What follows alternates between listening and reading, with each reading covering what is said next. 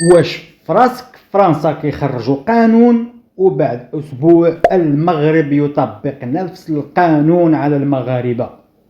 واش فراسك باللي فرنسا قبل ما تخرج اي قانون الا وكتكون دراسات واجتماعات بين مسؤولين وخبراء ونقاش في البرلمان، والدراسات كتشمل حتى عقلية المواطن الفرنسي وكل الجوانب النفسية والاقتصادية والثقافية وحتى البنية التحتية.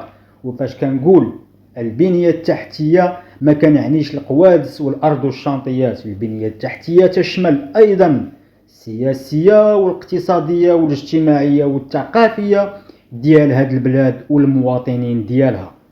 وخاصك تعرف قبل من هذا القانون الجديد كاين سلسلة قوانين وبنود مربوطة بهذا القانون الجديد اللي كيكون إضافة أو تتمة لهذه القوانين.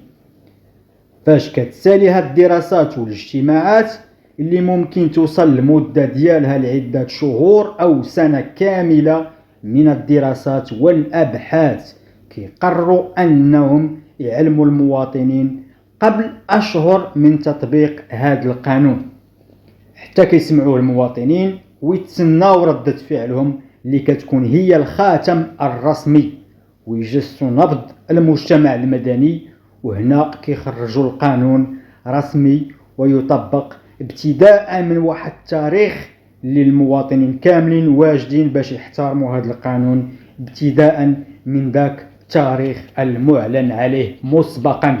وفاش كيوافقوا عليه كيبدا التطبيق ديالو تدريجيا حتى كيولفوا المواطن ويتأقلم معاه. حتى لهنا كل شيء هو هذاك وكل شيء ما سوقناش فيه لأنها بلادهم هذيك.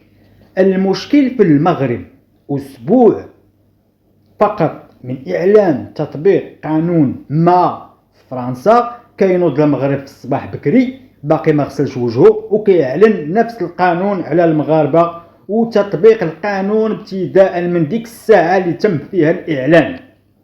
ما داروا لا دراسة، ما داروا اجتماعات واش يصلح ولا ما يصلحش، فرنسا دارته صافي نديروه. مثال ديال القوانين اللي دارت فرنسا وطبقها المغرب: واحد النهار فرنسا قررت تمنع الأكياس البلاستيكية في الأسواق والمحلات. داروا دراسات واجتماعات، سولوا ريوسهم أسئلة اللي ممكن المواطن يطرحها عليهم وقلبوا هما النيت على أجوبة. داروا البديل، بداو في صنع البديل اللي هو أكياس ورقية قابلة للريسيكلاج أي إعادة التصنيع والتدوير. قلقلوا الشعب، شافوا ردة فعلهم، بداو تجربة القانون. المواطن لقى البديل موجود وبنفس الثمن أو أقل، إذا تقبلوا القانون بصدر رحب. بعد أسبوع من تطبيق هذا القانون المغرب أعلن منع الأكياس البلاستيكية وبدون ما يدير البديل. ثانيا فرنسا منعت واحد النهار التدخين في الأماكن العمومية. طبيعة الحال من بعد دراسات وحملات توعوية على قنواتهم وكذلك وسائل التواصل الاجتماعي عاد طبقوه. بعد أسبوع المغرب السلام عليكم هي الأولى راه منعنا التدخين البارح. ثالثا فرنسا دارت قوانين جداد، قوانين السير، بعد ما طبعا داروا دراسات وتهيئة الطرق وتوفير الإشارات الطرقية.